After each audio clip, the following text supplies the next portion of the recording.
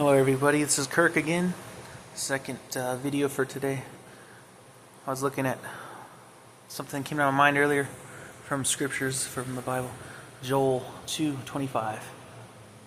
God will restore the years that the locusts have taken, that have eaten. It also talks about the cankerworm.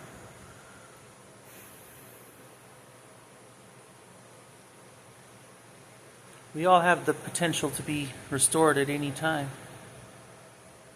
And sometimes the restoration feels like destruction. It doesn't feel like achievement. It doesn't feel like progress.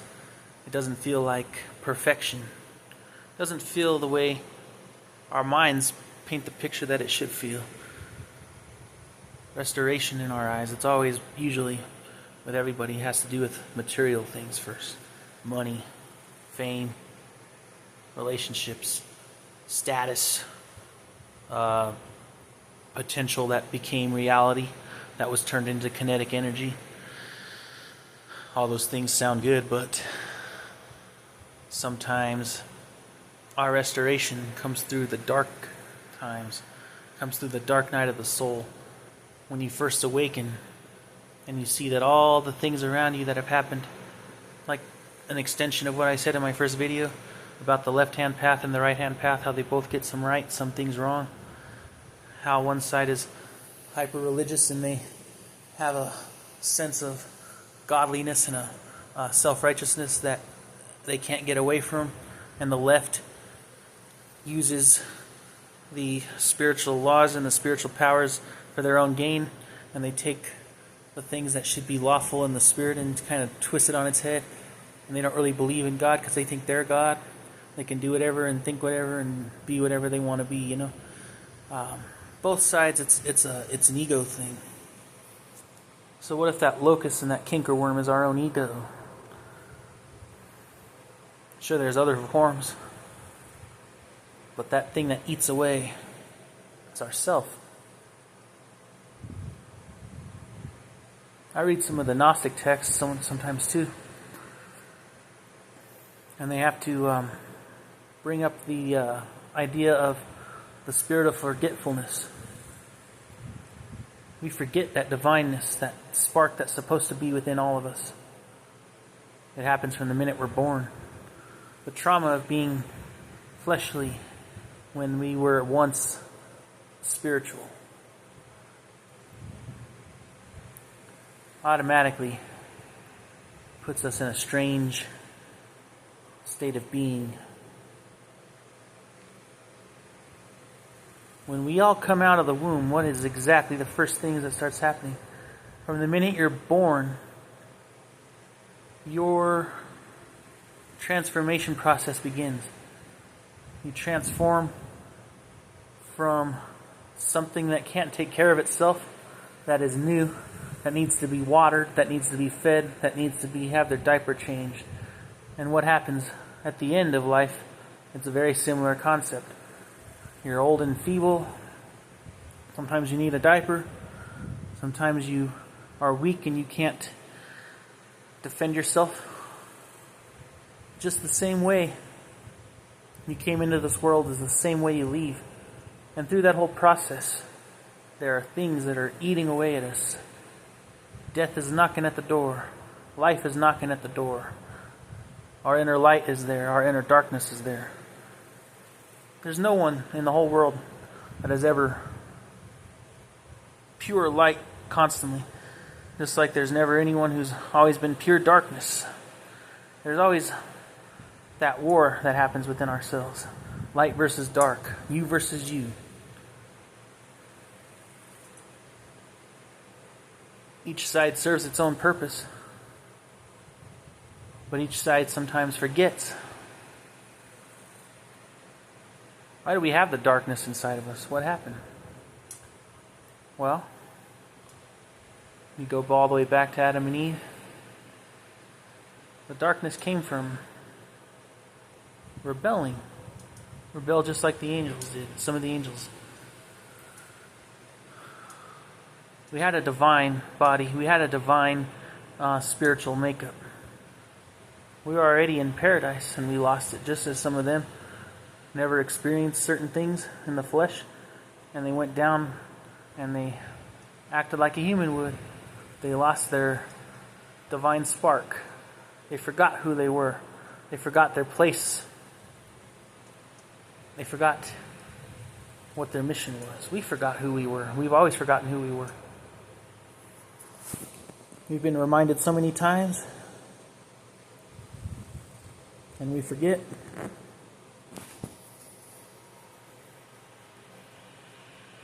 That worm that eats away, that worm that gets inside, says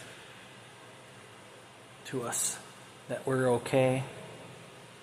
It says also to us, you are doomed. It says to us also, you have nothing left. There's nothing to do. There's nothing that you can do that's gonna, change your life. But we have so little control of anything.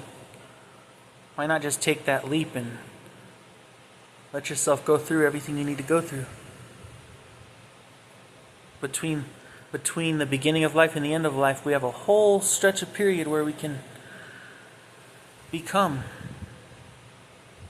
where we can remember, where we can be a divine spark again. And what usually happens to people, what does happen to all of us for some time,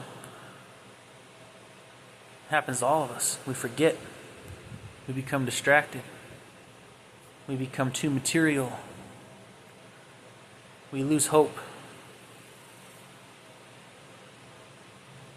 People around us take things away from us. We take things away from us. Our ego and our will gets in the way of our destiny. Like I said, destiny can become fate. Your destiny is not noticed or recognized. It becomes a missed opportunity for true rebirth, for true memory. Who are we within? What are years? What is time? When time first started, people lived 1,000 years. They lived 800 years, 600 years, 700 years, 300 years.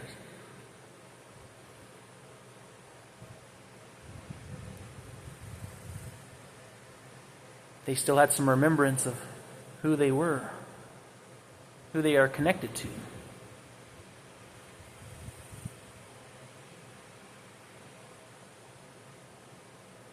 Who is that? We're in connection with God. So if He restores to us the years that have been taken away, what if that doesn't necessarily mean we get a financial blessing or any kind of physical validation for our efforts or our time on this earth? What if that really means we go through it? We go through everything. And in the end, we leave remembering what we forgot in the beginning. That spirit of forgetfulness is within all of us. The darkness is within all of us. The light is within all of us. We have the power, but at the same time, we don't know how to use the power properly.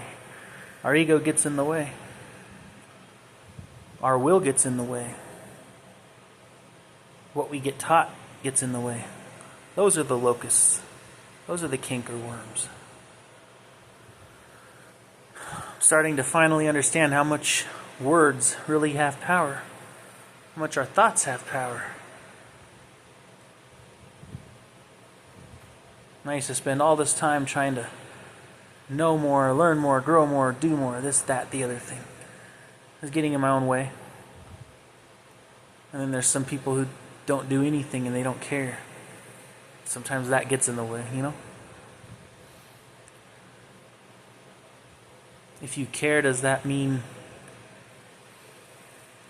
you're on the right path? I don't know. If you don't care, does that mean you're on the wrong path? I don't know. It just means we're all in different stages of our restoration process. So just sit in yourself and within yourself and think about what's been stolen from you. Beyond just physical.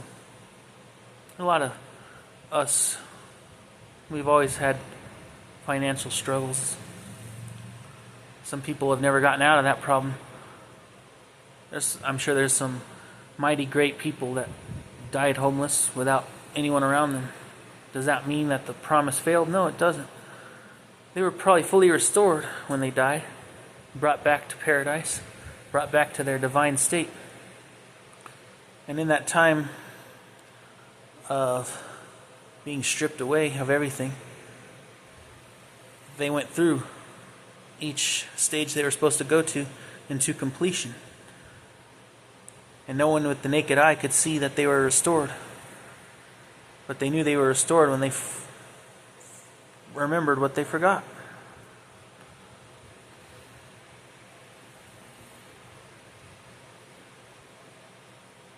We all have that light within us. It's very strong.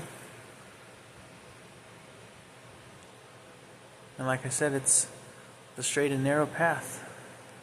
The sun. Not in man form. Not as a picture. Not as an idol put up in a building. Not as a cross.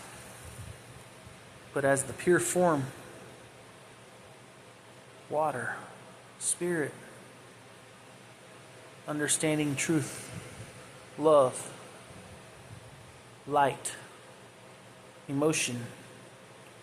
Thoughts. Vibrations. Letters, words, numbers.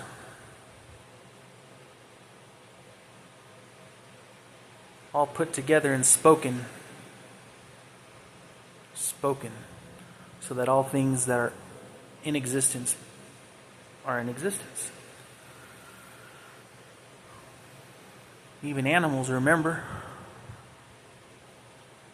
Animals are more in touch with the spirit world than people are.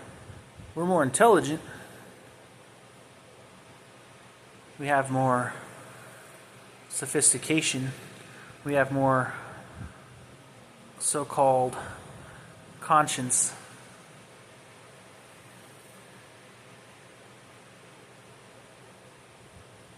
But what are all those things if we don't realize our destiny, if we don't remember who we are? Something bad goes on in the world, animals flee right away. They're in touch with the heaven, with God. There's an earthquake coming, a lot of animals flee. For years, a lot of animals have been fleeing the super volcano here in the United States in Montana. Does that mean that thing's going to blow up one of these days? You never know. Whole herds of buffalo up and gone. Different bird species don't sit around and drink out of the water no more. They left. Bears now. Boom, boom, boom, bye. Yellowstone National Park, bye-bye, they said.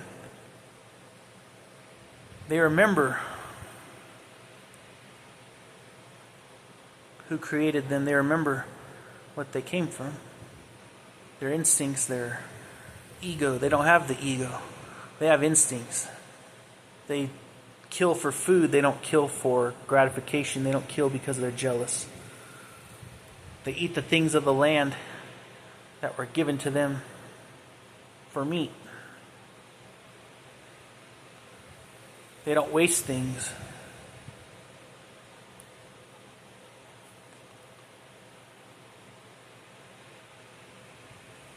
People. We have a lot of advantages, but those advantages become disadvantages, you know? We have a conscience, we have a spirit that wants to become more, that wants to transform and be complete. But those worms, those locusts get in the way. What else could be a worm? Maybe a parasite. What is a spiritual parasite? Spiritual parasite is something you receive. Receive because of either pride and spiritual blindness. You receive it because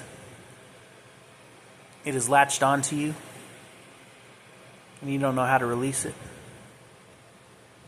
You have received it because during the time of harvest, you didn't have any seeds that were planted that grew.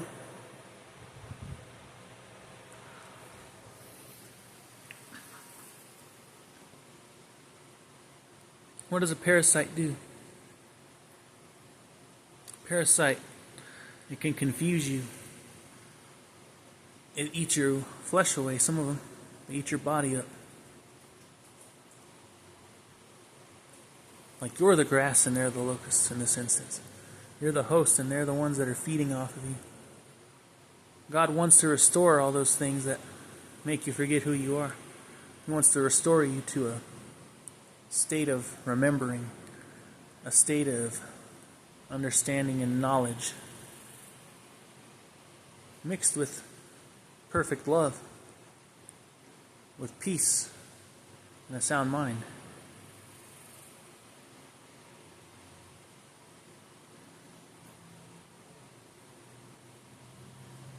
All the years that the locust has eaten away.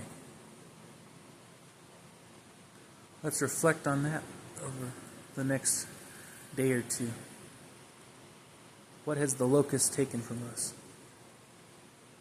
What have those worms or parasites done to us? Not just physically, but spiritually. You even have a physical parasite. Sometimes it makes you lose your mind. There's certain parasites that feed off the mind, off the brain. It's the most powerful muscle, and they feed off of it. It makes you kind of forget everything.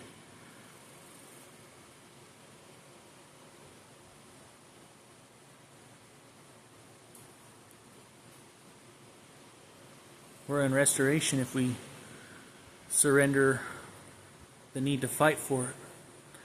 If we surrender thinking that we have it based off of our deeds. If we surrender it, knowing that it's not us who can do it, it is God Himself. You cannot come to God lest He calls you through His Son.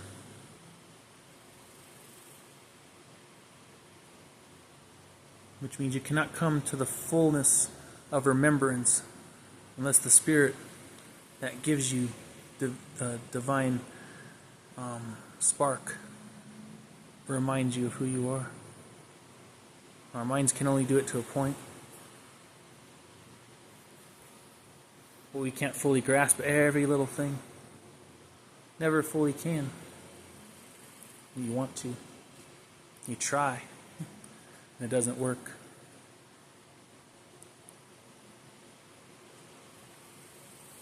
What is the locust stolen from me?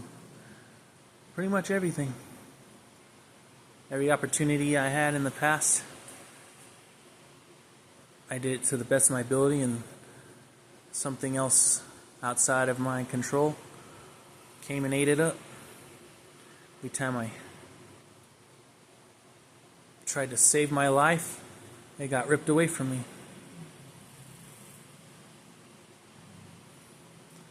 One time I lost my life almost. I pretty much just gave up, and then guess what? Things just started coming. I thought that was the beginning of it. I thought afterward I had to continue and work. Locust came right back. Made me forget that it's not up to me. My destiny is already in place. 2008 and 9. I can never forget. I was so hopeless in my life. So many things were taken away from me, and things happened that crushed my spirit. I'd sit on a bus on the ride home, walk 4 or 5 miles to get home after the bus, and through that whole time during those walks, during those bus rides after work, I sat around and kind of gave up, and I was like, God, let me connect to you, place me where you want me to be, let me move forward. And I kind of couldn't force things anymore, because every time I tried to do something, there was a certain person in my life, and there was also a certain situation I was facing that continued to reoccur every time I tried to do something, that I tried to make a move, that I tried to push. I got to the point where I did give up, but it wasn't giving up. It was a form of surrender. It was the surrender where I had no choice but to trust the higher power. He put me where I needed to be. And in that isolation time, I started to forget again. I went to the full religion side, the right-hand path, and I started to get comfortable. I started to wish for certain things back that were taken away from me. I should never have wished for it back. Never. I should never have wished for it back.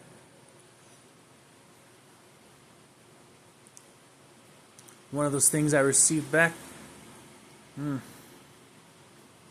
it's eaten up everything ever since. But no matter what happens, I always remember. But it's not because of my own doing, it's because of God. He helps me remember. There's a light within me that needs to be completed. There's work inside of me that I can try and do on my own, but it can only be perfectly done with His help. There's a message I need to get out. My own words can only get me so far. My intelligence and my actions and deeds, it helps a little, sure, but it's not me that has to complete it. It's not me that finishes the work. It's God. And all this time, I was right from the beginning if I would have just stayed on that course. I didn't have to go through a lot of different things that I went through. But my ego came on and was like, Kirk, you were okay with that mindset you had, that soul and spirit that you had was good for that season, but you had to move on. You have to take what was given to you and make something more of it. That was my ego. That was my downfall. Started to forget again. This time I don't want to forget. I don't want the worms and the locusts to come back. I don't want my spiritual parasites back in my life. And the things that get taken away from me now, I don't ever want them back again. My own desires can be my own demise as well. Our own desires sometimes just get in our way too. You desire to fulfill your life purpose, your physical life's purpose. You want to find a good spouse and have a family and do all that. But that ain't up to you either. It's not. None of it's up to us. So let's let the restorative process happen. Let go. Let go with the right intention. Don't let go because you are giving up and you think you don't have anything left. Let it go in terms of you're going to be fine either way. You're going to be fine. I just wanted to bring that up to everyone today. And we'll see you next time. Have a good day.